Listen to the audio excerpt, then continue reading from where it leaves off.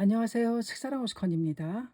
법화경 방편품 수량품 강의 258페이지부터입니다. 저자는 이케다 다이사쿠, 펴낸 곳은 화강출판사입니다. 본문 읽어드리겠습니다.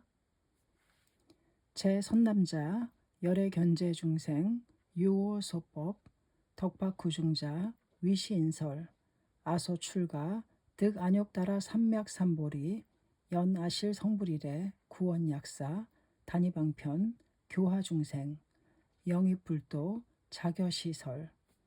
모든 선남자여, 열애는 모든 중생의 소법을 좋아하는 덕박구중한 자를 보고 이 사람들을 위해 나는 젊어서 출가하여 안욕따라 삼맥삼보리를 득했다고 설했느니라.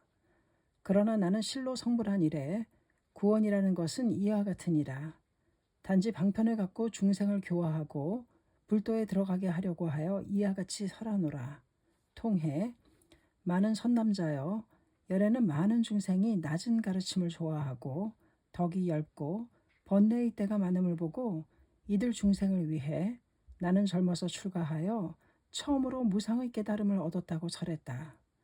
그러나 나는 실로 성불한 이래 아득히 오래되었음은 지금 말한 바와 같다. 단지 방편으로서 중생을 교화하여 불도에 들게 하려고 이와 같은 시성정각을 설한 것이다. 어역, 열애, 산스크리트어인 타타가타를 번역한 말, 부처를 말한다. 깨달음의 완성에 도달한 사람, 열애란 지녀, 깨달음에서 와서 중생을 가르쳐 이끈다는 뜻.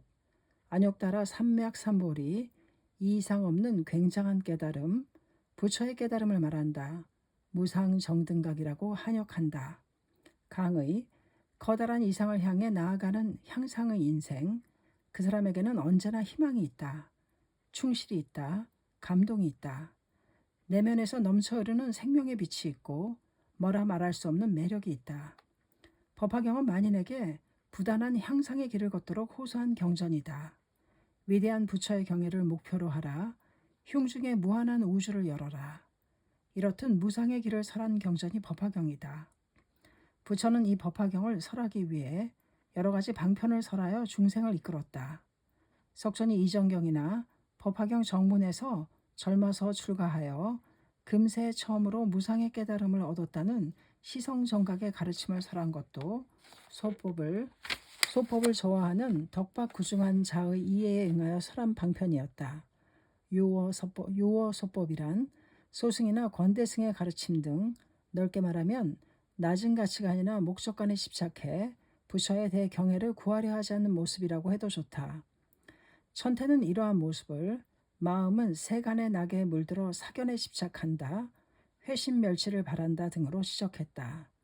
덕박구중은 성불을 위한 성근은 지극히 적으며 생명이 번뇌에 더럽혀져 있다는 의미이다. 구는 탐, 탐욕, 진, 노여움, 치, 어리석음, 만, 뽐내는 것, 의심, 견, 잘못된 생각, 그리고 질투 등을 말한다. 석조는 이와 같은 사람들에게 500진정겁 이래의 부처의 영원한 생명을 설하지 않고 과거세에 여러 가지 수행을 쌓아 금세 처음으로 성불했다고 말했다. 그것은 최종적으로 이 수양품에서 영원한 수명, 구원실성을 밝히기 위해 땅 구르기 준비 작업이었다. 만약 시성정각을 설하지 않고 갑자기 구원의 부처의 경애를 설한다면 아마도 사람들은 이런 호언장담을 믿을성 싶은가 하고 비방하거나 아니면 내가 그런 위대한 경애가 될 리 없다고 체념하고 수행을 포기하지 않았겠는가. 수행에 의한 시성정각이라는 인가를 설했기 때문에 그렇다면 이해할 수 있다. 나도 나답게 깨달음을 구하자고 받아들일 수 있었다. 게다가 법화경 방편품의 개삼 현일의 설법에서 일체 중생에게 불계가 갖추어져 있음이 나타났다. 누구나 2승, 3승이 아니라 부처의 경애를 목표로 해야 한다는 것을 엄연히 선언했다. 이러한 토대가 있었기 때문에 수장품에서 스승의 우주대의 경애를 접한 제자들은 구원실성의 가르침에 의심을 일으키지 않고 감동과 환희로서 믿을 수 있었다. 영원한 생명을 설하는 부처의 정신투쟁, 이른바 시성정각의 설법은 한 사람도 퇴전시키지 않겠다. 낙오시키지 않겠다는 부처의 깊은 결심에서 나온 장대한 교육과정이라고 해도 좋다. 부처의 영원한 생명을 사람들에게 믿게 하려면 그만큼 깊은 사색과 노력이 필요했다. 영원한 생명은 불법 위에는 많은 종교인과 철학자들이 생애를 걸고 추구한 커다란 테마이다. 그렇지만 결국은 관념으로 끝나거나 자기 한 사람의 깨달음으로 끝나고 말아 그것을 민중에게 열 수 없었다.